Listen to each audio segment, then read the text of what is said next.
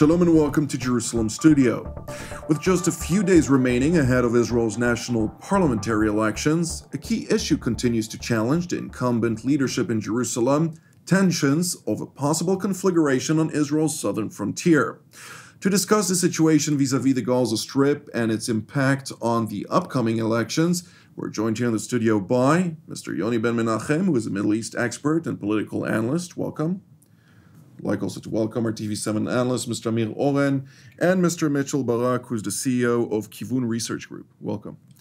Mr. Oren, give us a broader understanding on the latest developments pertaining to this challenge, especially after multiple terror attacks were emanated from the Gaza Strip towards Israeli civilian communities, including one rocket that targeted a residential area north of Tel Aviv, actually struck down a house, injuring 7 of its inhabitants, including one toddler and 1 infant.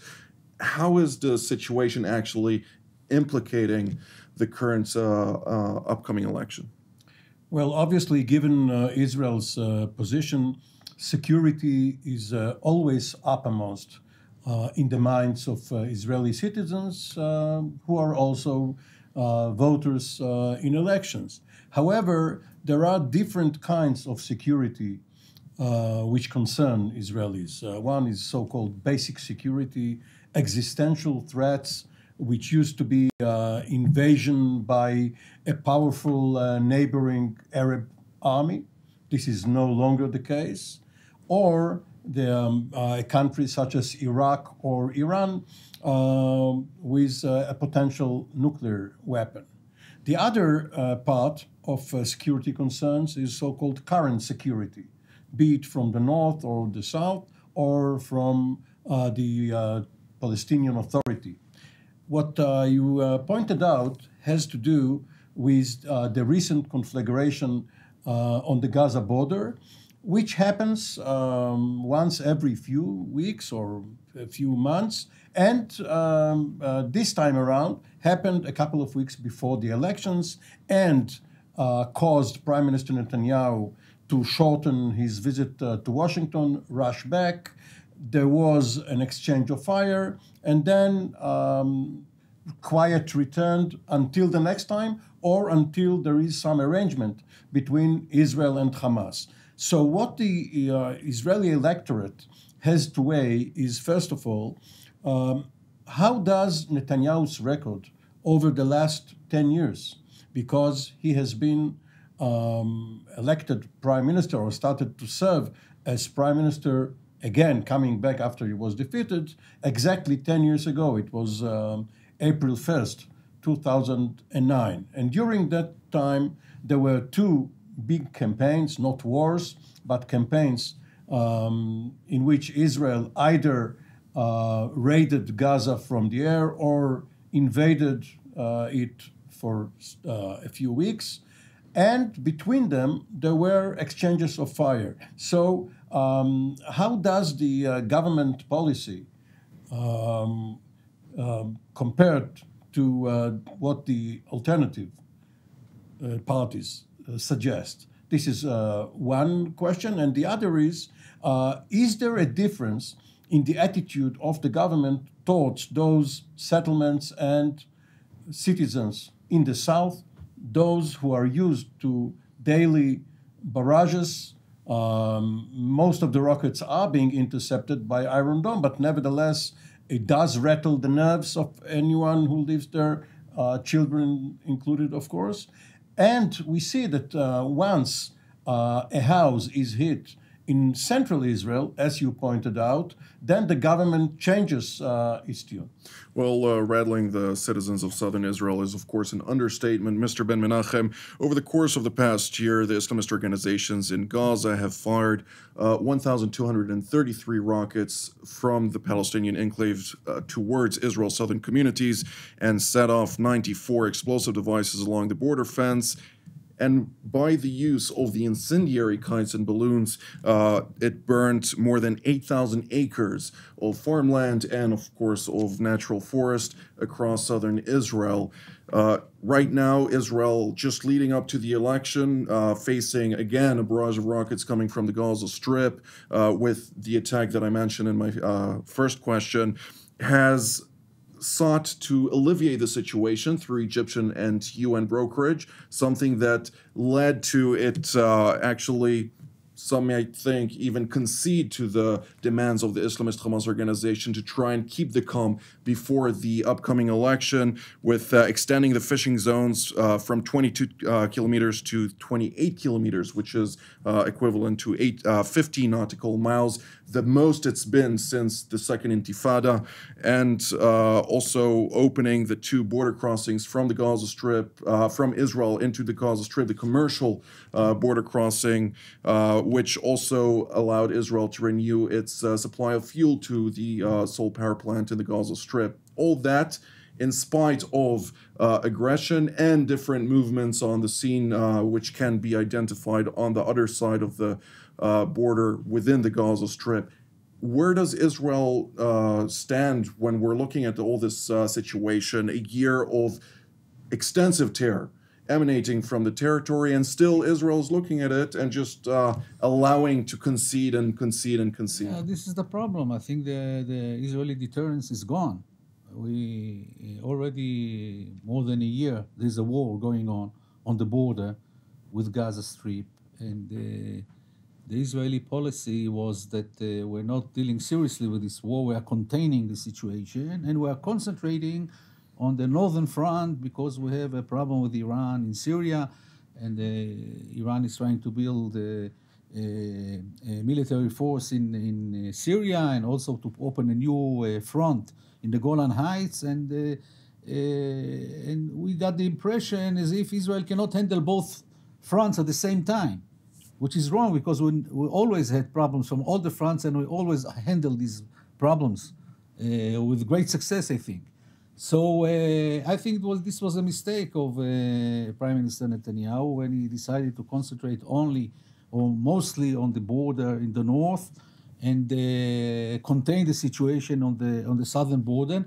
This encouraged Hamas to carry out more attacks and even to accelerate terrorism towards Israel. And now we are facing, it's not final yet, but there is maybe some sort of understandings. I wouldn't call it even an agreement. Some understandings that will be carried out in two stages. And this is only also from the Israeli point of view is only to pass the election, because the political echelon knows very well that after the elections it will renew. Mm-hmm. I basically think that Hamas, maybe they are trying to plan an ambush for Netanyahu, and they might just carry out a very serious attack just a day or 2 days before the elections. Like what they've done during in the past. Peres, What they did in Paris in '96 to influence the Israeli elections. So this is a very tricky game, and Israel has to respond very strongly. Just for the sake of our viewers, Mr. Oren, can you elaborate shortly on the matter that happened in '96 with Peres and Netanyahu running for prime minister? Yes, after the Rabin assassination, when Shimon Peres took over as prime minister and called for early elections, what happened on the Israeli-Palestinian front had a great impact on the results, because there was a series of 5 very deadly terror acts carried out by Hamas for various reasons, and Israel under Peres looked powerless to stop these attacks, and therefore it seemed as if the Oslo process, of which Peres was one of the main instigators, has failed, and this gave Netanyahu, who also said that he will carry on the Oslo process, but in a slower way, in a more prudent way, it gave him the edge in the elections. Mr. Barak, being a pollster, your group acts on this for quite some time now. To what degree is the notion pre-election in Israel, where incumbent leaders seek to somewhat encourage their constituents and the citizens of Israel at large to vote for them in the upcoming election. Are they driven by the election also in their decision-making when it comes to the security of Israel, as we can also identify that the focus is more on the front, on the northern front, where it's more popular to deal with in Israel rather than the southern one? Well, I think that the Israeli public really votes on only one issue for the last many, many years. I can't remember an election that was run here on the economy or on social issues. It's always security, okay? It's always had, and it used to be two sides of the same, different sides of the coin, security versus peace, because it's really the same coin. Now the peace mantra or the peace language has disappeared really, and everyone's talking about security.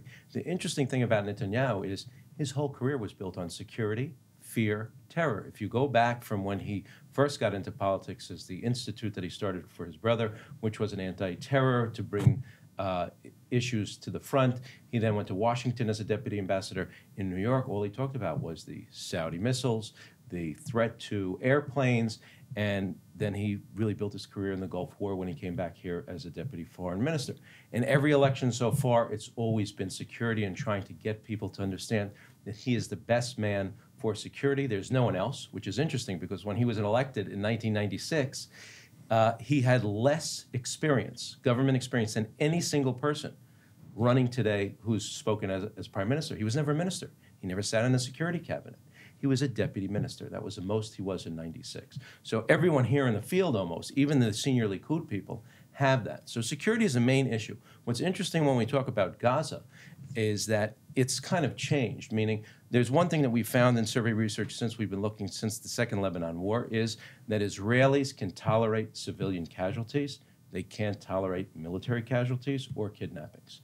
That will, the Israeli people are not built for that because everyone serves in the army, everyone has kids in the army, relatives in the army.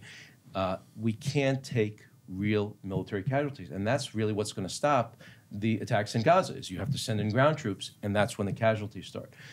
For all the things you mentioned, the thousands of rockets, the kites, very few casualties, very, very few, and contained to certain areas.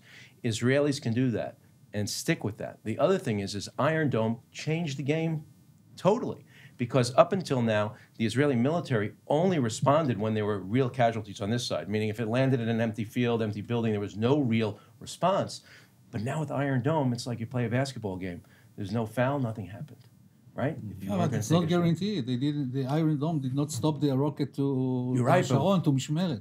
But when it does stop the Iron Dome, then nothing happened. The Israeli army is not going to respond to an Iron Dome shot out of the sky because there was no real damage. It didn't even land in Israel. So that changed the game in the Israeli public's mind.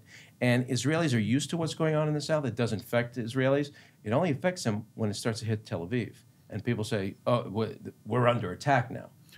Doesn't this, though, affect the citizens living in the south that are subject to so many rocket attacks on a regular basis? Of course, at times they call it sporadic, but Israel's responses, as you say, are indeed only severely put when it's attacked in the center of the country, which is the hub of Israel and maintains its economy and power. But to what degree do the southern communities of Israel impact the election? Oh, first of all, they are suffering. There's no question that when you have rockets flying all the time, adults, children are living in a trauma. And they certainly have post-traumatic stress disorder, and they certainly are psychologically affected. But that has very little influence on the rest of the country because the rest of the country doesn't feel it. And they've gotten used to it. Just like when there are terror in certain areas, even when there was terror in Jerusalem, it didn't affect the rest of the country who was getting on buses, only in Jerusalem. So it doesn't really affect. Israelis want to feel secure, and the prime minister has a whole palette of horrible things that he says are going to happen. First is Gaza, Syria, the boycott.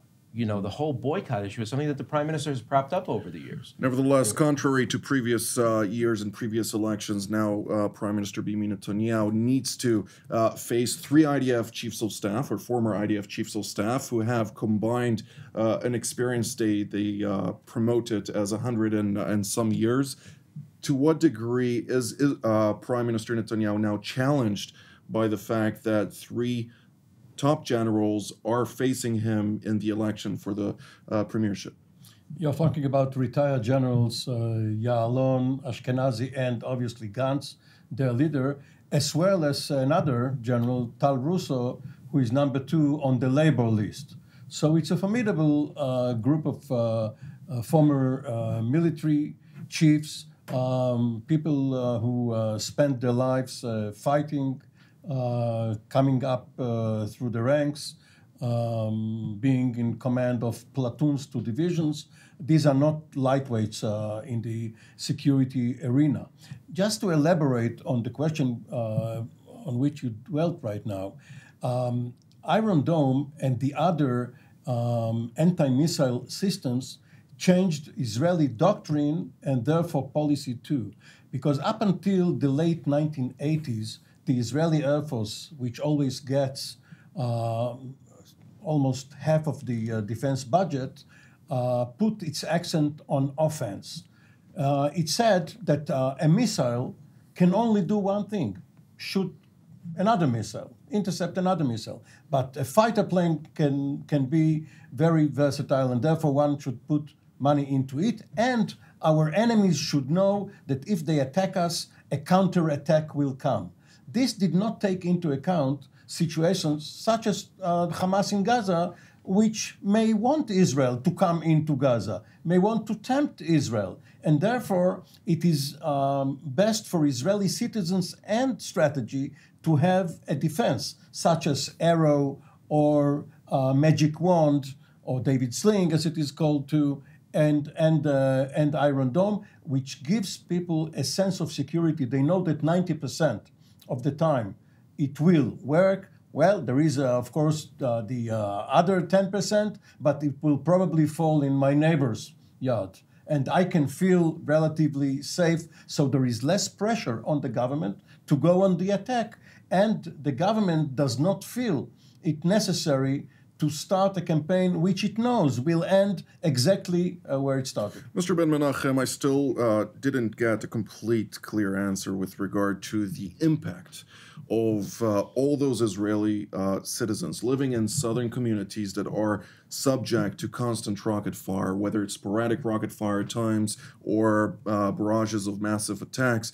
To what degree do the Israeli leaders look at the southern communities of Israel and say that even though it doesn't impact the rest of the state of Israel, who do feel safe, those southern citizens also can provide additional political gain in elections that, of course, with the blocs on both sides being neck and neck, it will make the ultimate difference? I think we forgot to mention one fact, that most of the people, I think, that live in the settlements near the border, and you correct me if I'm wrong, don't even vote for the Likud. And they feel neglected by the Prime Minister, by Netanyahu. He doesn't come and visit them for a year. Why? Because they don't support the Likud in the elections, and they feel neglected and think they look at it as a political conspiracy, that nobody is taking care of them because they're not Likud supporters. And this is horrible, because the security should be provided to all the citizens of Israel. And they are really the ones who suffer, because they suffer on a daily basis, 24 hours, 24/7, I should say, because it doesn't stop. It never stops. Hamas never stopped. Since they launched the campaign of what they call the marches of return, they didn't stop for a whole year. And they are the ones who are suffering. And this is really horrible. It gives you, like, they feel like second-rate citizens. So you're saying that specifically when we're talking about the southern communities of Israel, most of them do not vote for the ruling Likud party of Prime Minister Netanyahu, Yes. and that's why the focus of the government on those southern communities is less adamant? For instance, they had one member of the Knesset, Chaim Yalin. He went into the Knesset only to take care of the people of the settlements on the border, and he failed. He saw what happened in the operation Tzuk Eitan in 2014. Protective edge. Yeah, they were neglected. So he decided to run for politics and go into the Knesset, go into Yesh Atid party, and try to help them. And what was the result?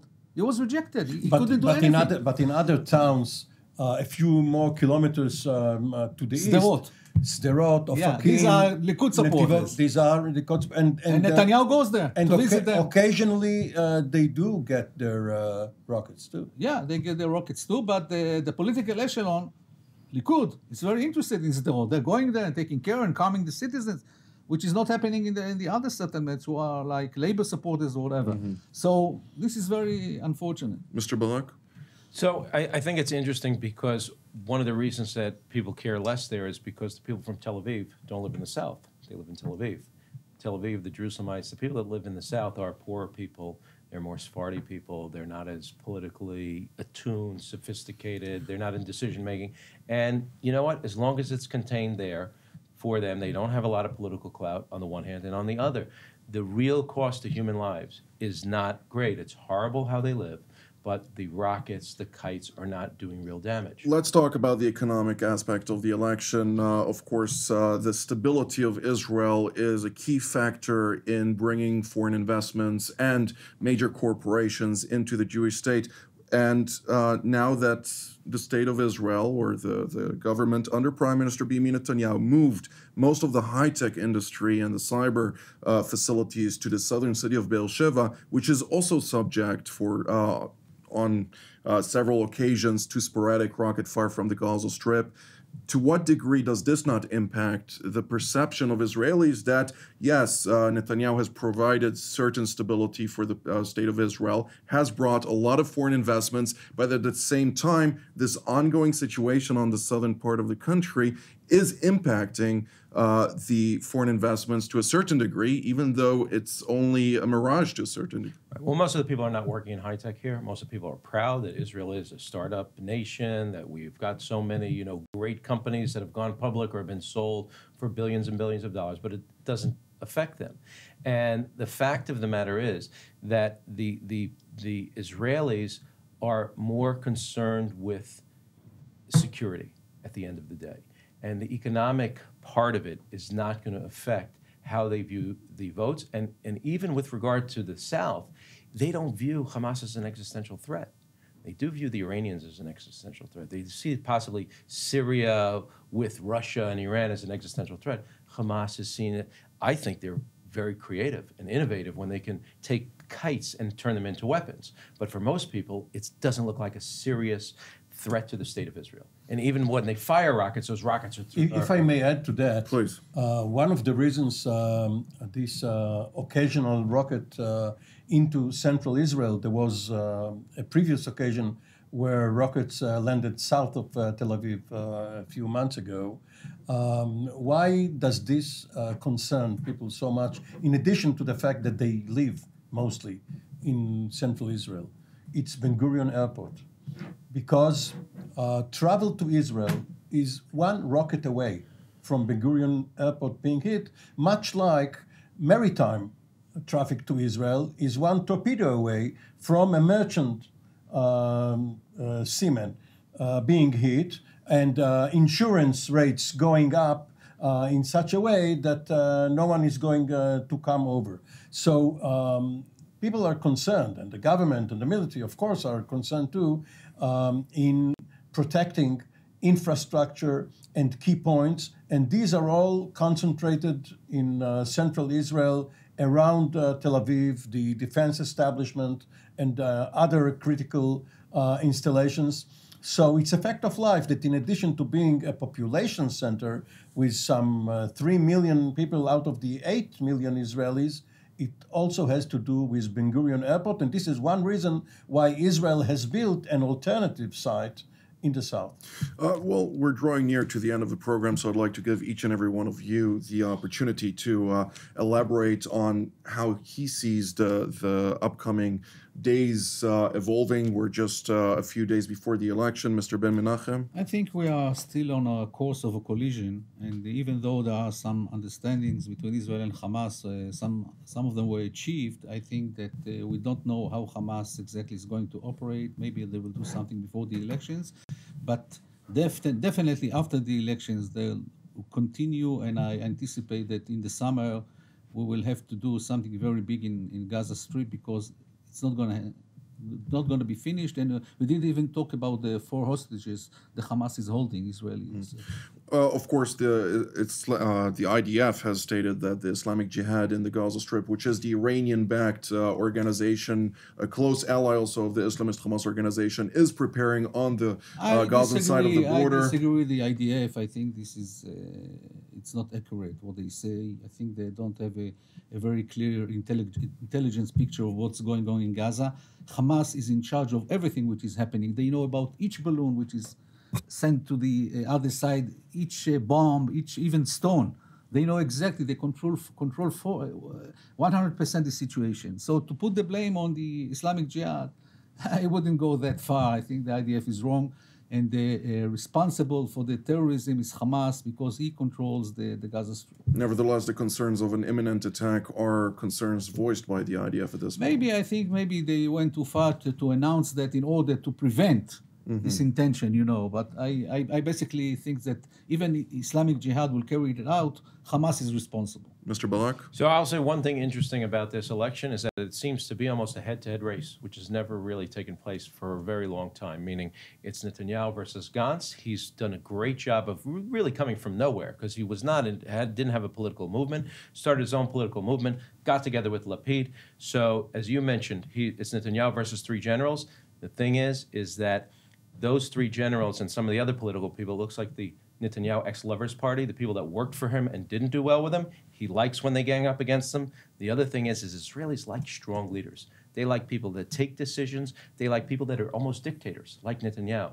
And Gantz made a little bit of a mistake by having this rotation with Lapid because people don't see that as leadership. You need to say, I'm the guy who can save Israel. With anyone else, we're all going to die, and that's Netanyahu. When talking about a dictator, of course, almost should be put in emphasis. Mr. Oren? The Palestinian issue is, of course, much more complex than just the Israeli versus Gaza equation. Of course, there is the Palestinian Authority under Mahmoud Abbas, and there is going to be the Donald Trump peace deal on the table. These are all factors which are going to impact what any Israeli government, be it a unity government or a single party in the majority, do after the elections. Well, this is all the time that we have for today, so I'd like to thank Mr. Ben Menachem, Mr. Oren, and Mr. Barak for being here today. I'd like to thank our viewers again, and we will see you next time.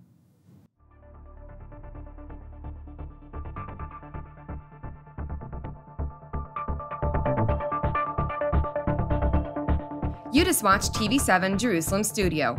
We encourage you to pray for the challenges raised in today's program.